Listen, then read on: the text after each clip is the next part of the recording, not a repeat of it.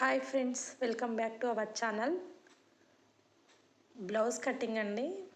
ఆది బ్లౌజ్తో బ్లౌజ్ ఎలా కటింగ్ చేసుకోవాలి మీకు క్లియర్గా ఈరోజు చూపిస్తున్నాను. చూడండి. ముందుగా లైనింగ్ 4 ఫోల్డింగ్లో ఇలా వేసుకోవాలి. ఆ సైడ్కి హెచ్చు తగ్గులు ఏమైనా ఉంటే నీట్గా కట్ చేసుకొని ఒక 1/2 ఇంచు ఖర్చు కోసం వదిలేసి మార్కింగ్ చేసుకోవాలి.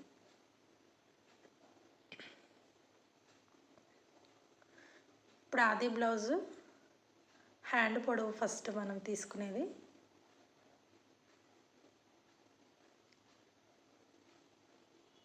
హ్యాండ్ పొడవు ఎంత ఉందో అంత మార్క్ చేసుకొని